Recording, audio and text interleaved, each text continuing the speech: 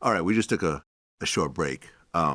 It's one thing to see you go through it, but then to see the rest of the group go through it with you is just very emotional to see, from my point of view. So I'm sorry. It's all right. That you had to go through it. There's a few more questions I want to ask about this, but I just want to switch gears. No problem. Because I don't want to just sit here and kind of harp on this. So let's talk about the new album for a second. Yeah. Day Ones. So you guys had 2 albums originally. Day26 in 2008, Forever in a Day in 2009. And then you had 2 EPs. Yeah. The Return EP in 2014 and a New Day EP in 2018. Yeah. But last month, you dropped your official 3rd album. Right. Yeah. Was there a reason why that much time passed between your official albums? We ain't like each other. I'm just Yeah. I mean, different breaks from different members. We'll come in and deal with, for the return, I think we was doing a run and then we lost Brian again. So it was just those type of things. Return? A New Day. A New Day. Yeah, so we had lost him for A New Day. And I think it was big because we always knew that we're so strong together, man, and we wanted to give the fans, we had never gave them anything since Forever in a Day, a full body of work with all 5 of us, where they can really, they've individually picked our voices, apart. So we wanted to give them that type of an album that they can, live with, identify each and every member and fall in love with that type of, sound again. Right, because when did you guys get off Bad Boy officially? 2010? 10. Oh, so right after the 2nd album. Yeah. Yep. So the EPs were independent. Yes. And this new album, of course, is Independent. Yes. Okay. And, the current single is Over You. Yes, sir. Yes, sir. Great song, by the way. Thank you. Appreciate it. Great song. I it. got to really get into the whole album. And, I really had to take a step back and really think, is Day26 the greatest R&B group right now? I'm glad that's a question. I'm glad Hey, man, I like questions it. you asked yourself. Hey, shout out to the exclusive Sean and Ralph, and shout out to my cousin Amir. Like, these guys helped us put this whole entire project together. I'm so thankful for these guys. Like, these guys really took time, took resources, and took like money out of their own pockets to like help us do this. You know what I'm saying? So I'm thankful for them. Yeah. Right, because there's been a lot of legendary groups. Yes.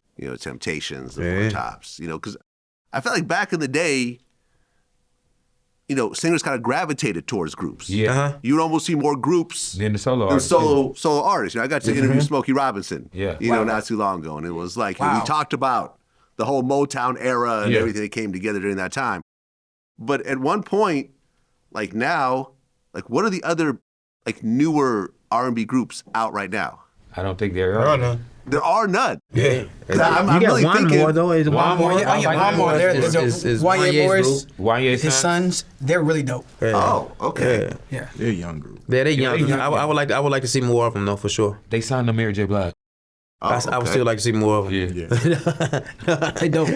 Whoever you signed to. And the album has no features, right? None. None. And a lot of songs. Yeah. 16, right? Yeah. 17, 18. It's almost like it's like a double album, pretty much. Yeah. We were recording.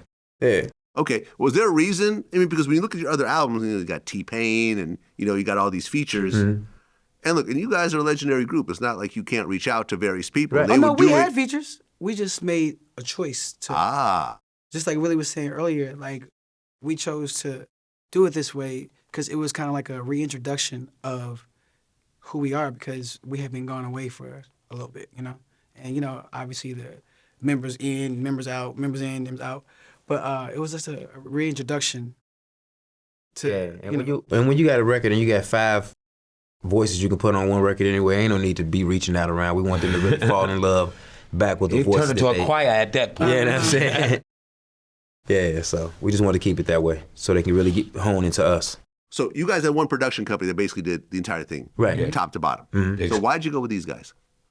Well, it was a thing. We had knew Amir for a while, and we had did a record. Cousin. We had did a record with Sean Penn before. We thought the record was good. So when they came to us and they had the idea to even do a record, We were all back together now. We were, discussing what that possibility would be. And, we trusted his musical ear as well as he trusted ours. And we just felt like it'd be something that we had never done for us to do one production house for one project. So we wanted to give ourselves that sound, you know what I mean? So it's not all bounced around, it's just one, cohesive sound. Right. To mention he's one of the hottest producers in the game, so that had a lot to do with it too. That was interested in us, you know what I'm saying? So this is the exclusives. Yes, the exclusives. They're like they've been behind like a lot of huge records, from a lot. Well, most of August Alsina's music. A lot of they've done stuff for Tamar. They've done stuff for Chris Brown, Usher, Chris Brown. They're huge. Yeah, DJ Khaled. They're huge. So to get the opportunity to work with them was a blessing.